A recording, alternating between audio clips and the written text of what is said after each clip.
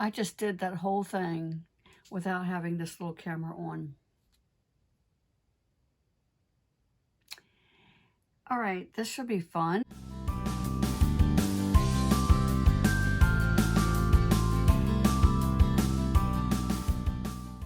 Hello and welcome to my Floss Tube channel. I'm Jean Farish and I'm so glad that we get to spend this time together. Today I'm going to focus on ideas for floss storage. So let's take a look. No matter what our hobby is, we all are interested in having efficient ways to store our tools and our supplies. So I thought I'd talk a little bit about how I organize my Cosmo floss. First of all, on my color card, I have labeled each one of the columns in subgroups. So this is column 1. So we've got a color family here that I've labeled A, B, etc. And so coming down here, the one I'm setting up right now is column 9. And so this is A, and this is the colors for that. So this is one of my 3 sets of floss. Now they're not all complete sets, and I'll explain that as we're going along. This is the set that I design with. So this is a complete set. So I have crossed out this number because that one's been discontinued. And so on this ring, I have 1 each of the colors in this family. And I have a ring like this for each one of the color families. And then I put all the color families for this column on a single ring. So let me show you an example of that. So this is back here on column 6, and this is the ring that has each one of these colors families on here. And also these tags I have labeled with 1 each of the color numbers in that family. If I take a color out to work on a design, then I write that in pencil and then erase it when I've put the color back. And that's what I'm working on today, which is what made me think about this, because I'm not always good about putting my colors back. And so what I'm doing today is going through and making sure that I have 1 each of every color. And then when I have done all the sets, this is columns 1 through 5. This is one of those 12 by 12 boxes used by scrapbookers. And so in here I have, this is all of column 1, all of column 2, 3, 4, and 5 are in this box. And then I have another 12 by 12 box that has columns 6 through 10 in them. And again, this is what I use when I'm designing a project. The other system that I have, which is probably more similar to something you might want to use, is this Numeric system. And this is came in this case that's like a little suitcase. And inside there are these containers that are actually designed for 5x7 photos. And I find that they're just the right size for skeins of floss. So let me get this one opened up. So in here, this is not necessarily by the column numbers on my chart that I showed you earlier, but instead this is just all the floss numbers from 300 to 349. This is the group of floss that I actually use when I'm ready to stitch. So the first set that's on rings, I use those when I'm pulling colors to decide on what I want to use for a design. Once I've decided that, then I put that away and pull my skeins from here. And then the third set is not a complete set at all, but the ones that I have used for a design or 2 or 3, and those are the ones that are on floss drops. So I'm going to walk you through the process I use to decide on my colors for a particular project. And in this case, I'm going to use the sampler that I'm designing to go along with our summer vacation cruise, which I talked about last week. So the first thing is that I have gotten the design started, and I just printed out a quick copy of what I have so far that I'm pretty sure I'm going to do. And of course, this is a design in progress. So, which we have WIP for work in progress. So a design in progress is a DIP. I think we're probably going to come up with something a little bit better. Anyway, so this is going to be about the same size as all of my other ampersand samplers. And my preliminary idea is that it will be a turtle and a parrot. So I wanted very tropical colors, and I am using alphabets and borders and some motifs that are from very traditional and authentic Mexican samplers.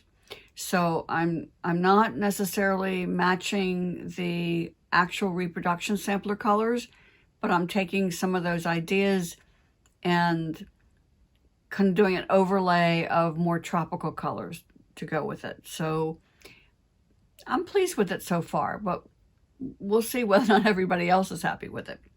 So that's what I started with. And I've already stitched the scissor fob that's going to be a part of the cruise. And my next step with this is I'm going to be cutting each piece out, and then I put fray check around the outside edges, and then I put this together to make a 3D ornament or scissor fob. So I have an idea of colors, and I certainly want to use these colors. But the main sampler, the stitch along sampler, is not going to be on that turquoise linen. And somewhere in here it is, I have a piece of white linen here. So I start with an idea of my fabric color, because everything else has to go with that. Now I know these colors look good on my hand-dyed fabric, and I'm pretty sure they're going to look fine on the white fabric as well.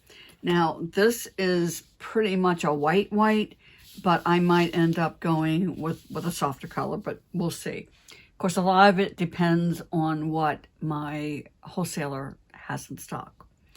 So as I said before, what I have here are the colors that appear in one whole column on my Floss color card. This happens to be column 1. And in this column, I have the pinks that I like. So to make it easier to work, I'm going to take this one ring off the column ring. And I don't think I have anything else in column 1, so I'm just going to set that one aside. And the color I've already used is 203. So that's going to be the lightest pink that I want to use. And I'm thinking that I'm also going to use this one. So I leave these on the ring, and I just set those aside. Okay, now how about the oranges? They were on 4C. So the color on here that I've already used is 441, which is a very sherbety sort of orange. And I'm gonna think about using one of the darker shades of orange as well. Okay, so I've got my 2 pinks and I've got 2 oranges. The other thing too that I will tell you, and I think this is true if you're designing your own piece, is start with more colors than you think you will need, and then weed out the ones that you don't need.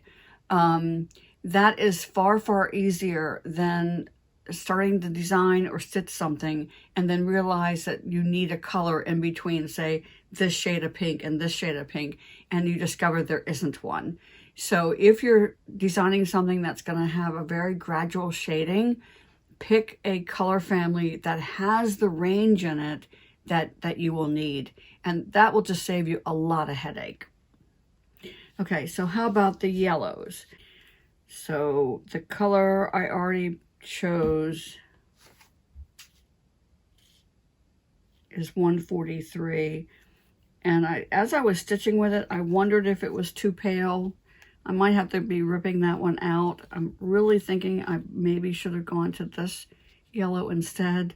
So I'm going to leave those two out for right now. Okay. All right, so you can see that this is how I'm building my color scheme. And then in the purples, I already stitched with purple, that's 174. So here's my whole family of purples that I picked out. And the one that I already started stitching with is 174. So that's kind of right here in the middle of the pack. So that's kind of like, I don't know whether I'm going to want to go lighter or darker with that one. So for right now, I'm just going to grab all those purples. Again, this is the one that I've already stitched with. And you can tell, I mean, there's, again, colors are affected by my camera, whatever device you're watching this on.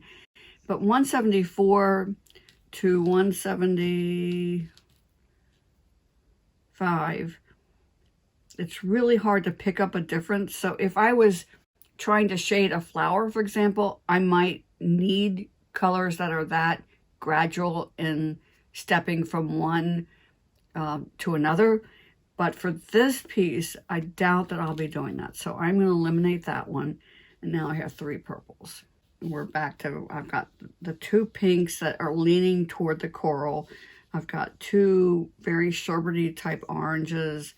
I have 2 yellows, and I have 3 shades of purple.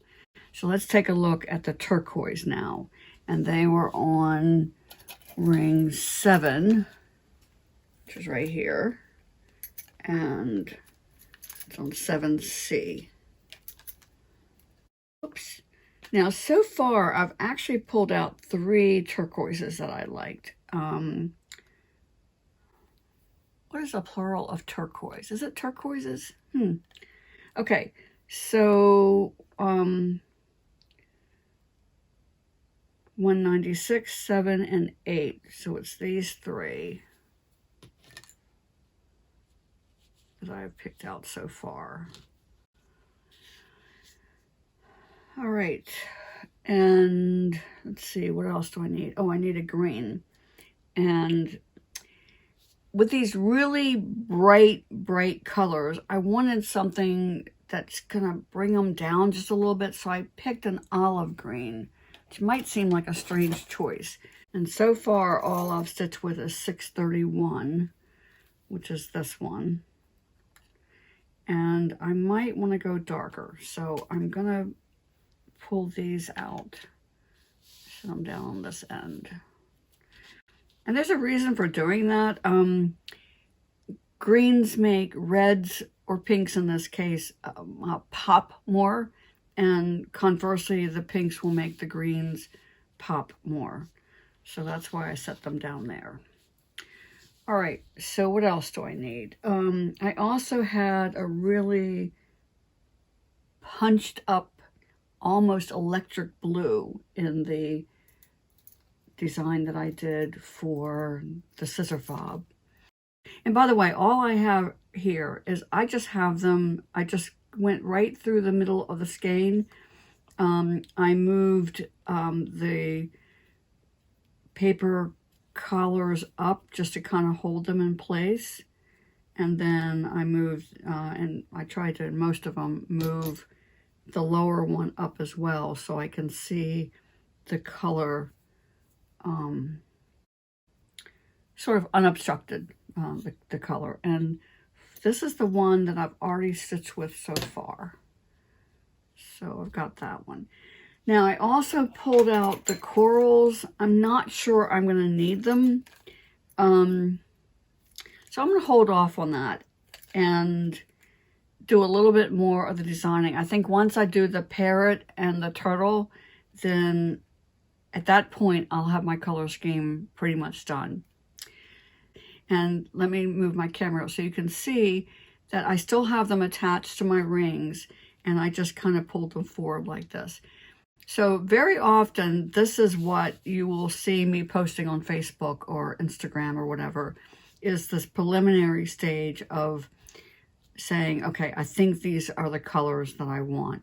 And I very often will move them around to see how they're interacting with each other.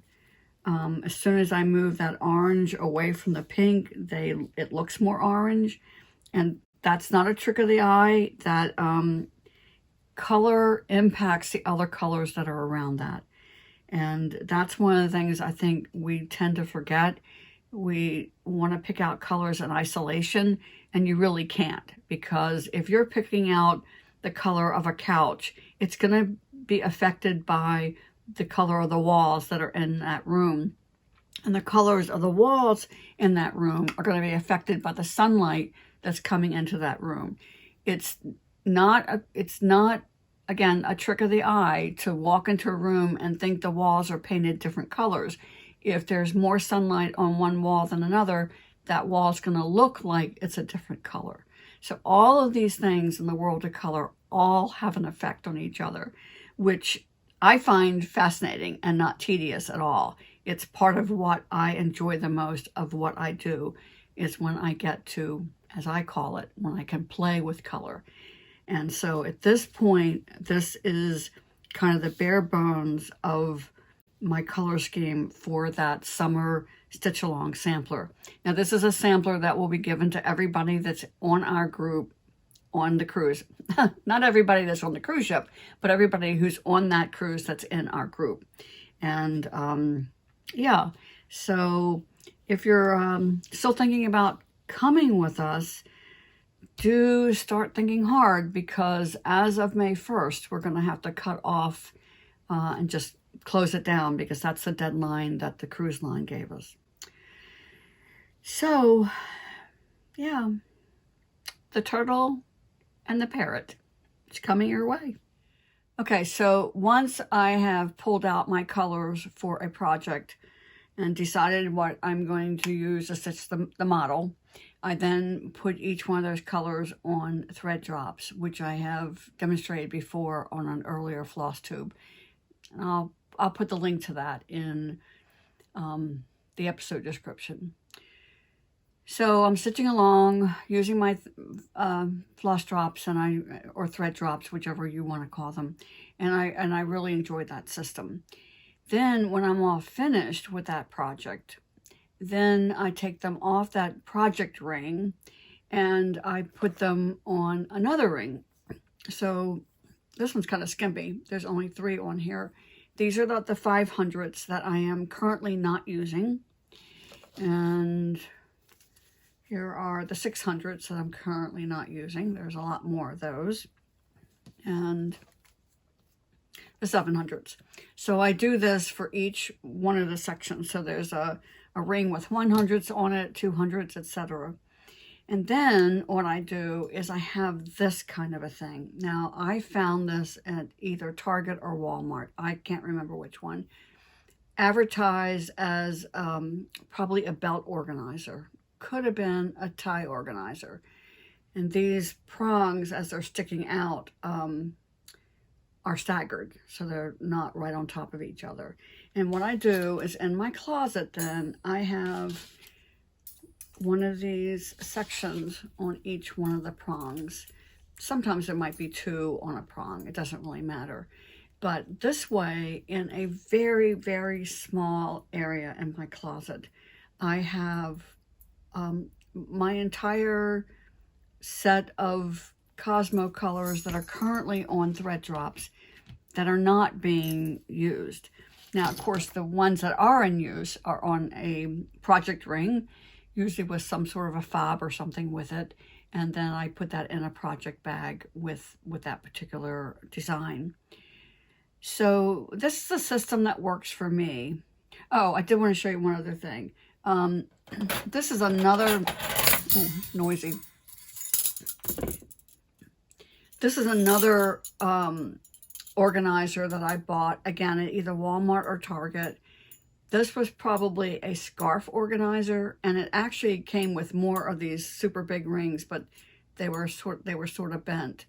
And what I do here is I can either take these gigantic rings off and put my other rings on there, or I could, for example, on one big ring, put, say, the 100s, 200s, and 300s, the 4, 5s, and 6, etc. But again, in a very compact space, I have a lot of floss because I use thread drops rather than bobbins. So whether you keep your full skeins in something like those 5x7 photo boxes, or your individual ones, if you're using bobbins, I'm not so sure that this system is going to work for you. But there are certainly other people who have demonstrated other systems on other floss tube channels, and you have a lot to choose from. So you have to pick the one that works best for you. So I think that's a wrap for this week. I hope that wherever you are, that you will stay safe, stitch happy, and I'll see you next time.